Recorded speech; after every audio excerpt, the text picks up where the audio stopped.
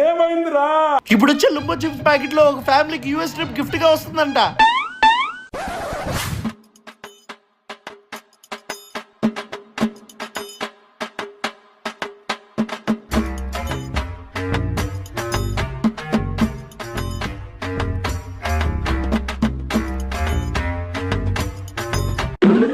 దొరికింది దొరికింది.